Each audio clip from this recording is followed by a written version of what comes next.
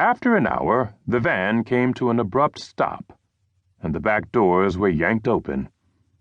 He looked out at an enormous stone building, lit by powerful xenon arc lights and encircled by a rusted 10-foot-tall chain-link fence. Beyond the fence lay only darkness and barren desert. With a stifling feeling of dread, Mark realized he knew exactly where he was. Two men unshackled his hands from the floor, grabbed him by the elbows, and frog-marched him to the entrance of the building. "What am I being charged with?" "You're not being charged with anything." Someone gave him a sharp push. "It's your friend you have to worry about." "What friend?" Daria Buckingham sat huddled on the concrete floor of an unbearably hot cell, her arms wrapped around her knees. Stone walls, grimy and black from the hands of previous prisoners, enclosed her on 3 sides. Boyishly slender, she looked much younger than her 32 years.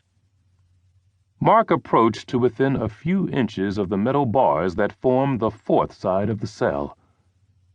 The only light came from a single bulb, which dangled from a thin electric wire. The nearby cells were empty and the guards had disappeared, although Mark assumed they were close. A small video camera sat on a tripod right outside the cell. The recording light was on.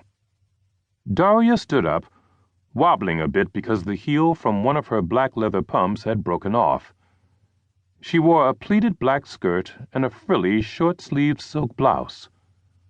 Her face was smudged with dirt. "Jesus, Daria." "It's a long story." She held her head high and tried to smile, but her attempt at bravado wasn't convincing. "You okay?" "I'm fine." Her face, ordinarily striking, marked by high cheekbones and a wide, pretty smile, was distorted with lines of worry. "What are you doing here?" "What am I doing here?" Gorbistan prison was a strict regime prison that housed many of Azerbaijan's criminals and political prisoners. Mark knew Daria was neither. She was a CIA operative, and a privileged one at that, the daughter of wealthy Washington diplomats, a product of Duke University and Georgetown Law. "They're holding me as a suspect." "For what?"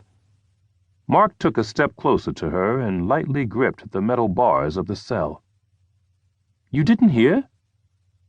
He slowly shook his head. "Wasn't it on TV?"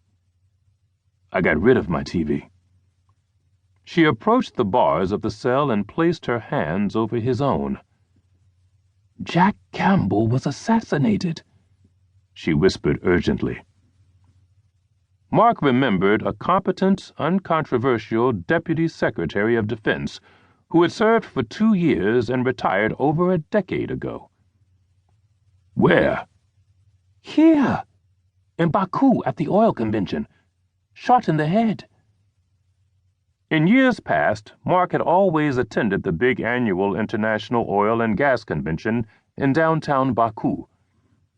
But this year he'd forgotten that it was even taking place. "It happened this afternoon around 4.